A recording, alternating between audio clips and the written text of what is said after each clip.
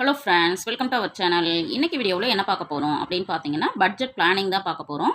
நம்ம சேனலை தொடர்ந்து பார்த்துட்ருக்கிற நம்மளுடைய சப்ஸ்கிரைபர் ஒருத்தவங்க எங்களுடைய வருமானம் வந்து மாத வருமானம், அந்த மாத வருமானத்துக்கு எங்களுக்கு வந்து பட்ஜெட் பிளான் பண்ணி கொடுங்க அப்படின்னு சொல்லி கேட்டிருந்தாங்க. அதற்கான வீடியோ தான்.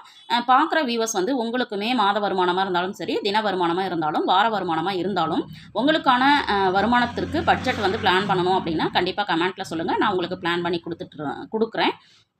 அதுவும் இல்லாமல் பார்த்தீங்க அப்படின்னா, நம்ம சேனலை பார்த்து சப்போர்ட் பண்ணிட்டு இருக்கிற உங்கள் அத்தனை பேருக்கும் என்னுடைய மனமார்ந்த நன்றிகளை தெரிவிச்சுக்கிறேன். இதுவரைக்கும் நம்ம சேனலை சப்ஸ்கிரைப் பண்ணாமல் பார்த்துட்டு இருக்கீங்க அப்படின்னா, எனக்காக சப்ஸ்கிரைப் பண்ணி வச்சுட்டு பாருங்கள். வாங்க வீடியோக்குள்ளே போவோம். இன்னைக்கான வீடியோவில் பார்த்தீங்க அப்படின்னா, நம்மளுடைய சப்ஸ்கிரைபர் அவங்களுடைய வருமானம் பார்த்தீங்கன்னா 14,000 ரூபாய். இதுக்கு எங்களுக்கு வந்து ஃபேமிலி பட்ஜெட் பிளான் பண்ணி கொடுங்க அப்படின்னு கேட்டிருந்தாங்க. அதற்கானது தான். உங்களுடைய வருமானம் என்ன மாதிரியான ஒரு வருமானமாக இருந்தாலும், நான் இந்த வீடியோவில் சொல்லியிருக்கிற விஷயங்களை நீங்களுமே ஃபாலோ பண்ண ஆரம்பிச்சிங்க அப்படின்னா, கண்டிப்பாக உங்களாலையும் நிறைய பணத்தை மீதம் பண்ண முடியும். அதை வந்து சேமிப்பாக மாற்ற முடியும். சேமித்த பணத்தை இன்வெஸ்ட்மெண்ட்டாகவும் பிளான் பண்ண முடியும். அதனால் வீடியோவை ஸ்கிப் பண்ணாமல் பாருங்கள். இப்போ வந்து இன்னைக்கான பட்ஜெட் பார்த்தீங்க அப்படின்னா, கண்டிப்பாக சேவிங்ஸோட தான் இருக்கும். அந்த சேவிங்ஸுமே எது எதுலலாம் பண்ணலாம் அப்படிங்கிற ஐடியாவுமே கண்டிப்பாக உங்களோட ஷேர் பண்ணியிருக்கிறேன். அதனால் தொடர்ந்து வீடியோவை பாருங்கள். கண்டிப்பாக இந்த 14,000 ரூபாய் வருமானம் அப்படிங்கிறது போதுமானதா அப்படின்னு கேட்டிங்கன்னா, கண்டிப்பாக இது வந்து குறைவான வருமானம் தான். ஆனால் இவங்க என்ன பண்ணணும் அப்படின்னு பார்த்தீங்கன்னா, கடன் இல்லாமல் எப்படி வந்து நம்ம சமாளிக்கிறது அப்படிங்கிறத முதல்ல நம்ம வந்து யோசிக்கணும். நம்மளுக்கு வந்து வருமானம் கம்மியாக இருக்குது அப்படிங்கிறதுக்காக நம்ம வந்து கடன் வாங்கக்கூடாது. இருக்கிற வருமானத்துக்குள்ளே நம்ம எப்படி செலவுகளை பண்ணலாம் அப்படின்னு தான் பிளான் பண்ணணுமே தவிர, அதை விட்டுட்டு நம்ம கடன் வாங்கி சமாளிச்சிடலாம் அப்படின்னு கண்டிப்பாக போகக்கூடாது. அதனால் முதல் தாரக மந்திரம், வருமானம் குறைவாக இருக்கிறவங்க கடன் இல்லாமல் எப்படி சமாளிக்கலாம் அப்படிங்கிறது தான் நம்ம பார்க்கணும். நம்ம சேனல்லையுமே பார்த்தீங்கன்னா, கடன் இல்லாமல் சமாளிக்கிறதுக்கு என்ன மாதிரியான டிப்ஸ் அண்ட் ட்ரிக்ஸை வந்து ஃபாலோ பண்ணலாம் அப்படிங்கிறதுமே ஆல்ரெடி நான் போஸ்ட் பண்ணியிருக்கிறேன். இல்லை இதுக்கு அப்புறமும் உங்களுக்கு வந்து கடன் இல்லாமல் வாழ்கிறதுக்கு என்ன லைஃப் ஸ்டைலை வந்து நம்ம வந்து ஃபாலோ பண்ணணும் அப்படிங்கிறத தெரிஞ்சுக்கணும்னு நினச்சிங்கன்னா கமெண்ட்டில் சொல்லுங்கள். நான் அடுத்தடுத்து உங்களோட ஷேர் பண்ணிக்கிறேன். அடுத்தது பார்த்தீங்கன்னா, சிக்கனமாக செலவு பண்ணுறது. சிக்கனமாக செலவு பண்ணுறோம் அப்படிங்கிறதுனாவே நம்ம வந்து கடன் அப்படிங்கிற விஷயத்துக்குள்ளே கண்டிப்பாக போக மாட்டோம். அடுத்தது பார்த்தீங்கன்னா, கண்டிப்பாக இந்த வருமானம் வந்து கொஞ்சம் குறைவான வருமானம் தான். அதனால் வருமானத்தை உயர்த்துறதுக்கு என்ன மாதிரியான முயற்சிகள்லாம் பண்ண முடியுமோ அதை வந்து ட்ரை பண்ணுங்கள். இந்த 3 விஷயங்களும் கண்டிப்பாக ஒரு ஃபேமிலியாக இருக்கும் அப்படின்னா நம்ம வந்து மைண்ட்குள்ளே எப்போவுமே ஓடிட்டே இருக்கணும். கடன் இல்லாமல் நம்ம வந்து எப்படி சமாளிக்கலாம், சிக்கனமாக எப்படி செலவு பண்ணலாம், வருமானத்தை எப்படி உயர்த்தலாம், இந்த 3 விஷயத்தையும் கண்டிப்பாக நம்ம கான்சன்ட்ரேஷன் கொடுக்கணும். இப்போ வரவு அப்படிங்கிறது நம்மளுக்கு வருது அப்படின்னா கண்டிப்பாக முதல்ல சேமிப்பு அப்படிங்கிறதுக்கு எடுத்து வச்சுட்டு அதுக்கப்புறம் செலவுகளை செய்யணும். உங்களுக்கு வந்து வருமானம் வெறும் 10,000 ரூபாய் தான் இருக்குது அப்படின்னா கூட அதுலேருந்து ஒரு 1,000 ரூபாய் எடுத்து வச்சுட்டு செலவு செய்து பாருங்கள். கண்டிப்பாக உங்ககிட்டயும் ஒரு சேமிப்பு பணம் இருக்கும்.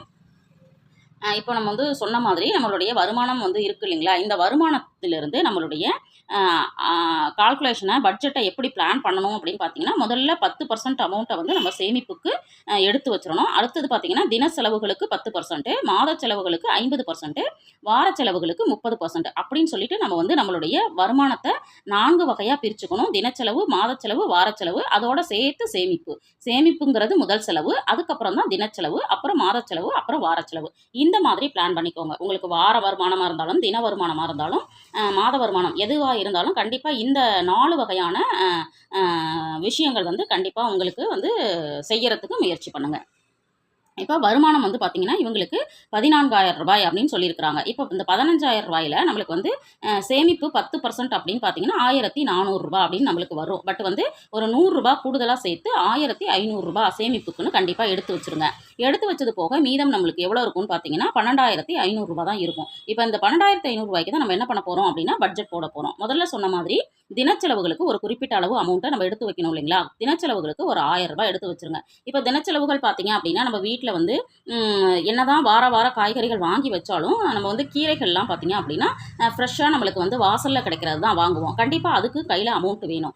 நம்ம பட்ஜெட் போடும் பொழுதே நம்ம தின செலவுகளுக்குன்னு தனியாக எடுத்து வச்சிட்டோம்னா அதை எடுத்து நம்ம செலவு பண்ணுறதுக்கு ஈஸியாக இருக்கும். அதே மாதிரி பால் பார்த்தீங்க அப்படின்னா நிறைய பேர் மாதம் வந்து பணம் கொடுப்பாங்க. சிலர் பார்த்தீங்க அப்படின்னா தினமும் போய் பால் வந்து வாங்கிட்டு காசு கொடுத்து வாங்குவாங்க. இப்போ எங்கள் வீட்டிலலாம் பார்த்தீங்க அப்படின்னா தினமும் வந்து எங்கள் வீட்டில் காலையில் சாயங்காலம் வந்து ஃப்ரெஷ்ஷாக வந்து கேஷ் கொடுத்து தான் நாங்கள் வந்து பால் வாங்கிட்டு இருக்கிறோம் இப்போதைக்கு. இது வரைக்கும் வந்து மாதம் தான் வாங்கிட்டு இருந்தோம். அதில் பார்த்தீங்கன்னா நிறைய டைம் வந்து பால் எக்ஸஸ் ஆகி வேஸ்ட் ஆகிறத நாங்கள் பார்த்தோம். அதனால பார்த்தீங்கன்னா நம்ம தினமும் வாங்க வேண்டாம், எப்போ நம்மளுக்கு தேவைப்படுதோ அப்போ வாங்கிக்கலாம்னு சொல்லிட்டு வாங்க ஆரம்பித்தோம். இதில் பார்த்தீங்கன்னா எங்களுக்கு வந்து இப்போ மாதம் வந்து 500 ரூபாய் வரைக்கும் மீதமாகிறத நான் கண்டுபிடிச்சேன். இந்த மாதிரி தான் நம்ம வந்து அப்பப்போ நம்ம செய்யக்கூடிய செலவுகளில் எது வந்து நம்மளுக்கு வந்து எக்ஸஸாக போகுது, எது வந்து நம்மளுக்கு தேவையில்லாத செலவு அப்படிங்கிறத டிசைட் பண்ணிவிட்டு அதை குறைக்க ஆரம்பித்தோம் அப்படின்னா பணம் வந்து அதிகமாகும். அதே மாதிரி மாதிரி பூ இப்போ வந்து சாமி கும்பிட்றதுக்கு வெள்ளி செவ்வாயில் பார்த்தீங்க அப்படின்னா நம்ம பூ வாங்குவோம். இதுக்கெல்லாம் பார்த்தீங்க அப்படின்னா தினச்செலவுகளுக்குன்னு ஒரு 1000 ரூபா ஒதுக்கி வச்சுட்டு அதை வந்து தினமும் செலவு பண்ணுற மாதிரி நம்ம பார்த்துக்கணும். அடுத்தது வார செலவுகள். இப்போ வார செலவுகள் பார்த்தீங்க அப்படின்னா நம்ம என்னென்ன சொல்லுவோம்னா வார செலவுகளில் நம்ம சொல்லக்கூடிய விஷயங்கள் பார்த்தீங்க அப்படின்னா 4 விஷயங்கள் நம்ம சொல்லலாம். ஒன்று பார்த்தீங்க அப்படின்னா காய்கறிகள், அடுத்தது என்வி அதாவது கறி வாங்குறது, அடுத்தது பார்த்தீங்க அப்படின்னா ஃப்ரூட்ஸு, அடுத்தது ஸ்நாக்ஸு. இந்த 4 விஷயங்களும் நீங்கள் வாரம் வாரம் பண்ண மாதிரி பார்த்துக்கோங்க. அப்போ தான் நம்மளுக்கு வந்து பணம் வந்து ஓரளவுக்கு கையில் வந்து நிற்கும். இப்போ வந்து வெஜிடபிளுக்கு பார்த்தீங்கன்னா வாரம் ரூ. 350 அப்படின்னு நான் போட்டிருக்கேன். 4 வாரத்துக்கு ரூ. 1400.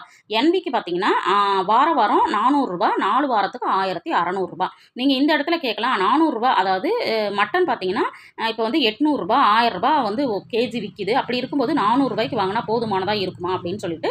பட் இந்த 4 வாரத்தையும் நீங்கள் பிரிச்சுக்கலாம். எப்படின்னா ஒரு வாரம் மட்டன், ஒரு வாரம் சிக்கன், ஒரு வாரம் ஃபிஷ்ஷு, இன்னொரு வாரம் முட்டை. இப்படி செஞ்சு பாருங்களேன். கண்டிப்பாக ரூ. 1600 நம்மளுக்கு அமௌண்ட் வந்து மீதமாகும்.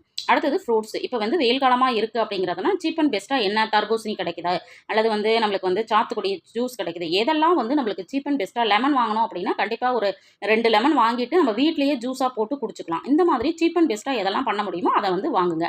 இதுக்கு வந்து வாரம் ரூ. 250 அப்படின்னா வாரம் ரூ. 1000.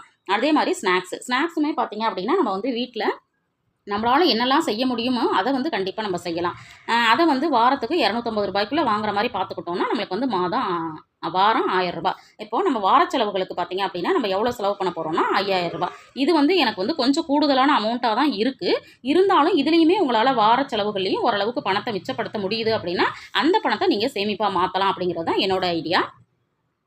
அடுத்தது பார்த்தீங்கன்னா மாத செலவுகள். இப்போ நான் வந்து வாடகை அப்படின்னு போட்டுட்டு இங்கே டேஷ் போட்டிருக்கேன். ஏன்னா நம்மளுக்கு கேட்டிருந்த சப்ஸ்கிரைபர் பார்த்தீங்கன்னா எங்களுக்கு வந்து வாடகை கிடையாது, நாங்கள் ஓன் ஹவுஸில் தான் இருக்கோம், அதனால் வாடகை இல்லாமல் பட்ஜெட் பிளான் பண்ணி கொடுங்க அப்படின்னு சொல்லி கேட்டிருந்தாங்க. அதனால் அதை வந்து நான் டேஷ் போட்டிருக்கேன். பார்க்குற வியூவர்ஸ் வந்து உங்களுக்கு வாடகை இருக்குது அப்படின்னா வாடகை வந்து அமௌண்ட்டை இதில் மென்ஷன் பண்ணிவிட்டு மீதம் இருக்கக்கூடிய அமௌண்ட்டில் நீங்கள் கொஞ்சம் குறைச்சி பட்ஜெட் போட்டுக்கிட்டிங்கன்னா உங்கள் ஃபேமிலிக்கான பட்ஜெட் ரெடி ஆகிடும்.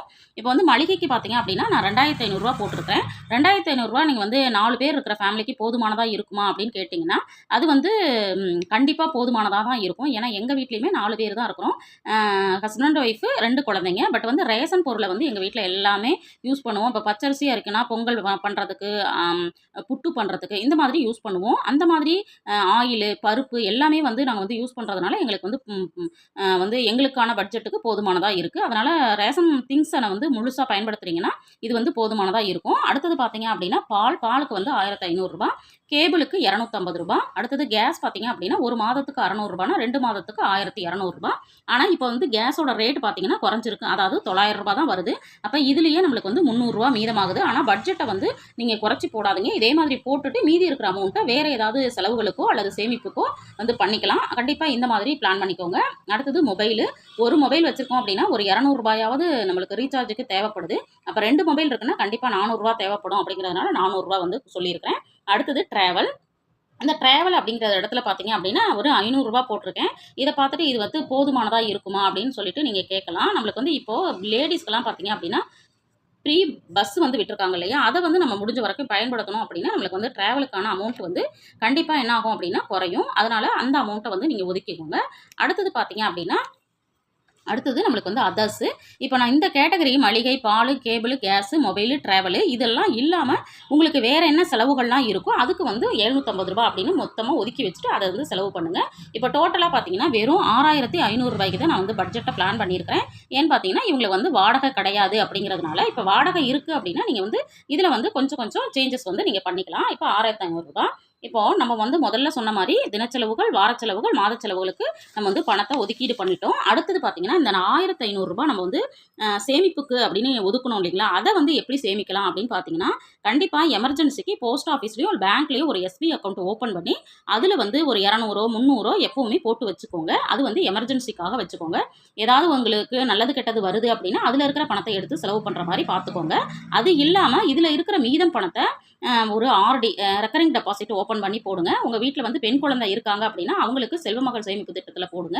ஏன்னா பிபிஎஃப் போடுங்க. இதுக்கெல்லாம் பார்த்தீங்கன்னா கூட்டு வட்டி, அதாவது நம்மளுக்கு வந்து கவர்மெண்ட் ஒரு வட்டி கொடுக்குது, ஒரு ரூ. 10,000 கொடுக்குது அப்படின்னா அந்த 10,000த்துக்கும் சேர்த்து நம்மளுக்கு வந்து வட்டி கிடைக்கும். அதுதான் கூட்டு வட்டி.